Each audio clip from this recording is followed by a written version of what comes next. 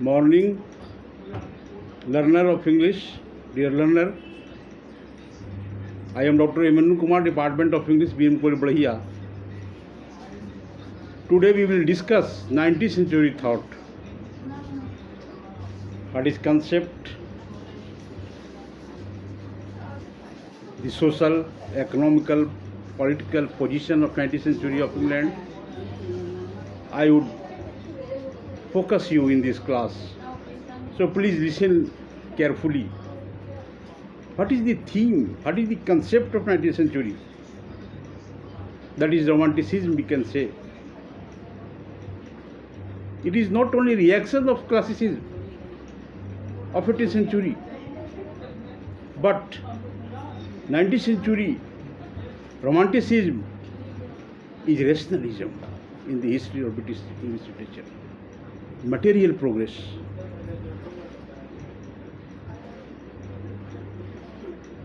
In the history of British literature. It was not age of romance. It was an age of thinking, age of rationalization, age of material progress. Not only romanticism, we can say exactly. Dear learner, romanticism is gesture of protest against authority. The Promethean stance have been perceptible in human thoughts and sensibility. The 19th century writer have enormous intellectual power that can build up fantastical analogy. His Promethean stance have been perceptible in human thoughts and sensibility.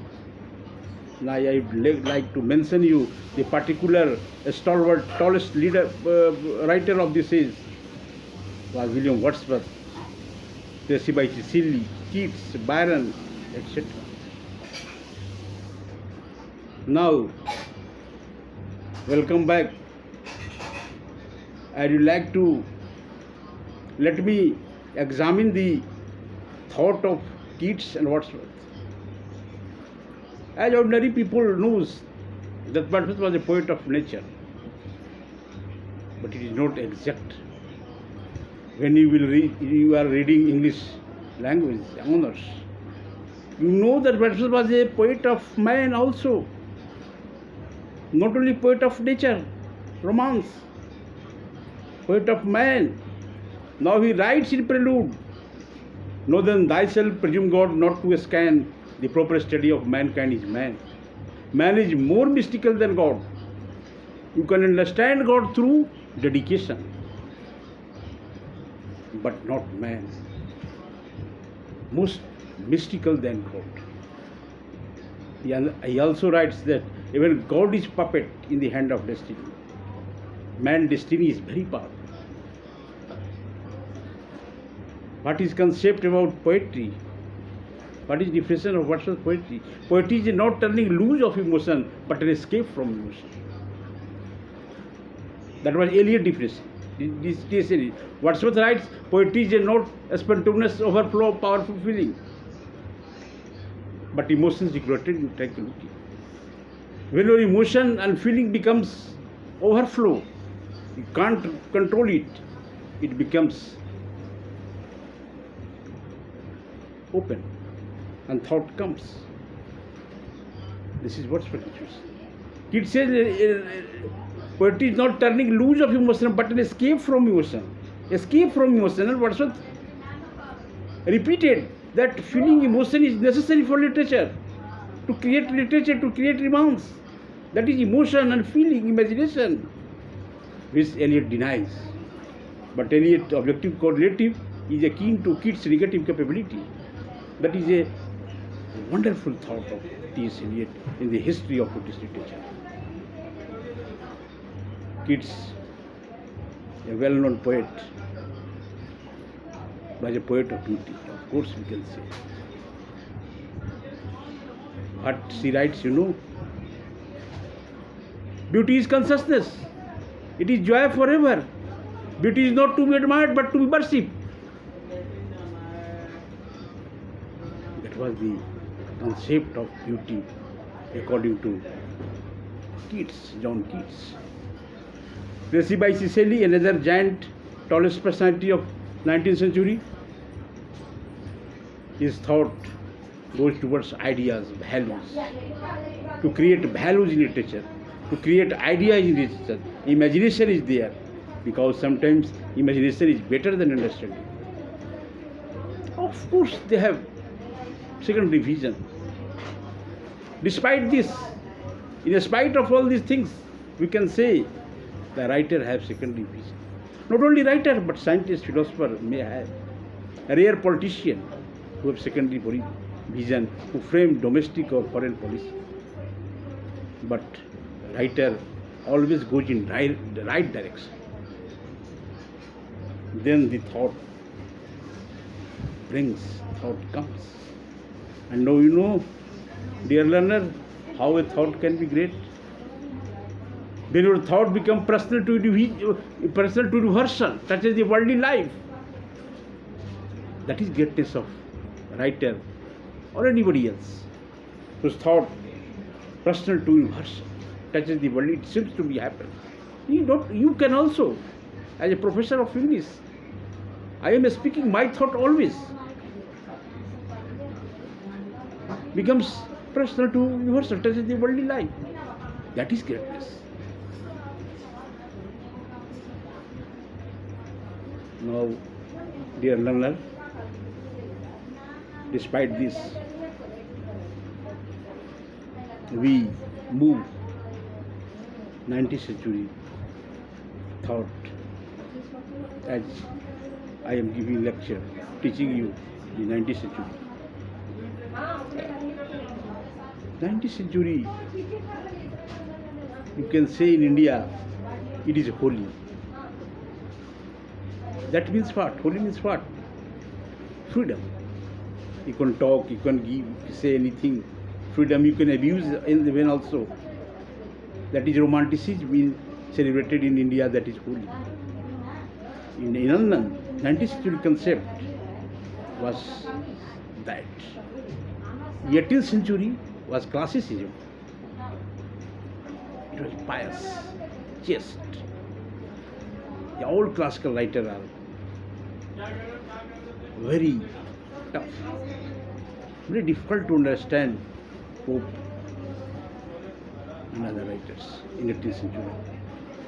But in 19th century, the writer of 19th century rejected all the ism group: expressionism, cubism, romanticism, classicism, neoclassicism, rejected all the previous literature, thought, feeling, emotion, everything. And do you know, dear learner, what happens after Second World War or First World War? The postmodern writer or modern writer have broken all the barrier of English literature. And English literature became the language of capitalists, not the Dalit or marginalized people of the world. This new thing happened. That is American phenomenon, impact of American phenomenon in British literature. We are not talking about 14th century or Anglo-Saxon literature. That was dystopia impact. Now, British literature has impact of American literature, world literature, 20th century literature, 21st century literature. Now you know, in the 20th century, literature is mostly an American phenomenon, American style. Particular writer I am discussing with you, Henry Miller, American novelist, very high personality. When his first novel published in 1935, Tropic for Cancer, it was banned in almost all speaking rich country of the world. He talks about sexual expression. Now, I will quote you some line of Henry Miller. What he writes in Tropic for Cancer: I have no money, no resources. Still I am alive in this world. This Tropic of Cancer is not a book, a Bible, a gob of a spit in the face of what? A prolonged history. Consider this powerful power of experience of Henry Miller. This giant, this stalwart, this biggest writer of the world, touches world literature. There is no lackluster in his personality. Today criticism of T.S. Eliot, you know, Shakespeare could not touch the world literature. That is T.S. Eliot remark. Why just was meanest for mankind? Of course, he has written a volume of stuff. Shakespeare, a stalwart personality, versatile genius, national poet of England, written 44 drama, sonnets, poetry. The style is different. Shakespearean is, it is known as Shakespearean is, 16th century. But that is very lackluster in his personality that he could not touch his world literature. Dear learner, as an Englishman, English student, reading Ovid and Petrarch, Homer, Shakespeare, Milton, but we are discussing today 19th century, Wordsworth, Shakespeare, Wordsworth, Keats, Byron. The concept, the thought of 19th century, I have discussed you and finalized you. Now, coming to the last point of 19th century, the 19th century movement was a literary movement, non-violent movement. And it gives message to audience that if you want peace, you must fight. War is an inevitable element. So every protagonist of 19th century rebels against established norms and values of the society. This is the amazing point. This is the paradigm paramount of 19th century height in the history of British literature. Dear learner, as Englishman, you may be Shakespeare Milton. If you have appetite for knowledge, you have opted English language, which I know that you have appetite for English language, you can do better. But if you don't move, I suggest you. I repeat you again and again to read a book of Kazamiya, History of British Literature. It becomes obvious for you from Anglo-Saxon 14th century to 21st century, 20th century literature. What was the period? What was the political, economical, social position of England? In which times, in which era, in which period the writer came, and what was the concept, thought of the writer at that time? So your concept will be clear. Because knowing history, you can't understand English language, you can't understand English literature, and it's very difficult to digest it. Now, I used to speak a French word, rive. In India, it is said rebirth. This 19th century is a volcano, a rebirth in the history of British literature. Dear learner, I used to speak some foreign words because you are English reader, English learner. You read Italian, Scandinavian, French, American, German languages. That's why I used to speak some foreign words. When you feel difficulty, you may ask a question, sir. Please examine it, analyze it. I am ready to satisfy you at any cost. Anyway, this is the 19th century movement in the history of British literature. That is the jar of 19th century. This will deter you from reality, science and reality, perception of thought, creation of thought, universality of thought, emotion, feeling, imagination, essential for literature, for creating art, for creating poetry, to writing poetry. Now, the focal point of the 19th century in the history of British literature is to know then myself, to assess himself what you are. You know our talent and inspiration.